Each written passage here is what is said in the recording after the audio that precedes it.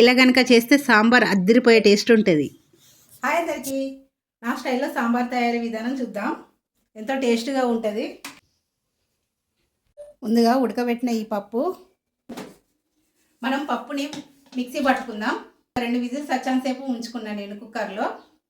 తర్వాత వాటర్ పోసి మిక్సీ పట్టుకుందాం.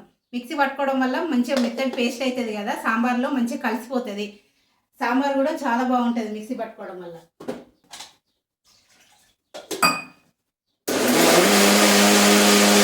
సాంబార్లో సరిపడా ఆయిల్ పోసుకుందాం. చాలా తక్కువ ఆయిల్తోనైనా చేయొచ్చు. పోపు గింజలు వేసుకుందాం. ఆవాలు, జీలకర్ర, ఎండుమిర్చి, ఎల్లిపాయ మంచిగా ఆయిల్లో ఫ్రై అయిన తర్వాత మనం కట్ చేసుకున్న ముక్కలు వేసుకుందాం. ఒక న్యూట్రిషన్ చెప్పంగా విన్నా, మనకు ఇట్లా సాంబారు ఇట్లా జారుగా రకంగా తింటే ఆరోగ్యానికి మంచిదని.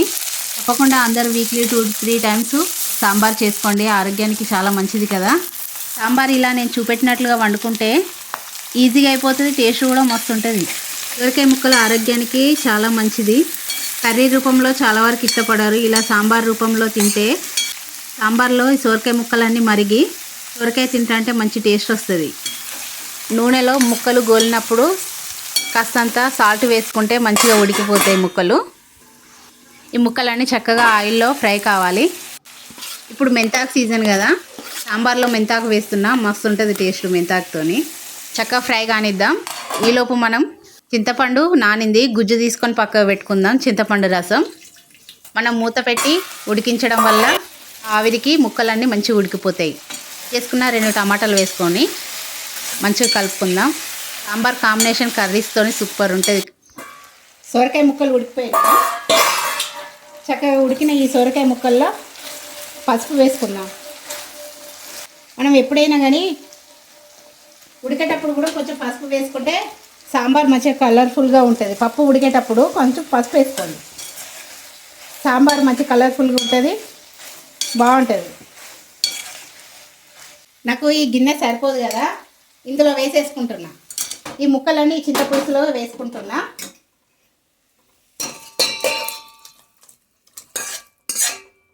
ఇంకా ఫ్రీగా ఎక్కువ దగ్గర పెట్టైనా చక్కగా సాంబార్ని మరగనిచ్చవచ్చు. ఇంకా కొన్ని నీళ్ళు పోసుకుందాం. ఈ సాంబార్ని మంచిగా మరగనిద్దాం. ఇంక ఇందులో పప్పు వేయలేదు. ఇది మంచిగా మరిగినాక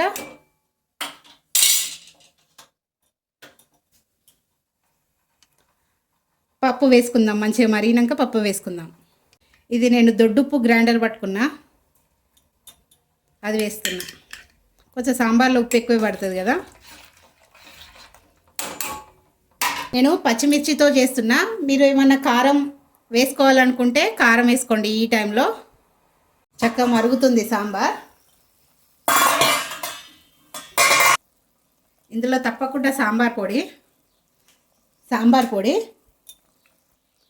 మెంతి పొడి, కరివేపాకు వేసుకుందాం.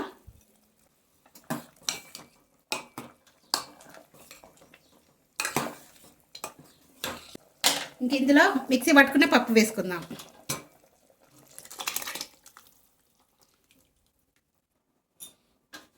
సరిపడా వాటర్ వేసుకుందాం. మనకి ఎంత తిక్కు కావాలంటే తిక్కు, లైట్ కావాలంటే లైట్గా. కొంతమంది పల్చగా ఇష్టపడతారు, కొంతమంది తిక్కు ఇష్టపడతారు కదా. మనకు కావాల్సినంత వాటర్ పోసుకుందాం. వాటర్ పోసుకొని బాగా మరగనిచ్చుకుందాం. మనము ఎప్పుడు కానీ సాంబారు ఫస్ట్ తాలింపు పెట్టుకొని చేసుకుంటే టేస్ట్ చాలా బాగుంటుంది. కొంతమంది అయితే అన్నీ మరగబెట్టిన తర్వాత లాస్ట్ తాలింపు వేసుకుంటారు. అట్ల కన్నా ఇట్లా చాలా బాగుంటుంది. మీరు ట్రై చేయండి ఎప్పుడైనా. ఫస్ట్ తాలింపు పెట్టుకొని ఆ తాలింపులో అన్నీ ఉడికితే టేస్ట్ చాలా బాగుంటుంది. మళ్ళీ సాంబార్ ముక్కలు కూడా తొందరగా ఉడికిపోతాయి. ఇలా చేసుకోండి మీరు. చక్కగా మరుగుతుంది. ఒక పావు గంట 10 నిమిషాలు మరిగితే సరిపోతుంది. ఫ్లేమ్లో ఒక 10 నిమిషాలు మరగనిద్దాం. ఇంకా కొత్తిమీర వేసుకొని బంద్ చేయడమే. అంతే అండి, రెడీ మన సాంబార్. వేడి సాంబార్ రెడీ. మరిన్ని వీడియోస్తో డైలీ మీ ముందు ఉంటా. నా ఛానల్ సబ్స్క్రైబ్ చేసుకోండి, లైక్ చేయండి, కామెంట్ చేయండి. Bye everyone.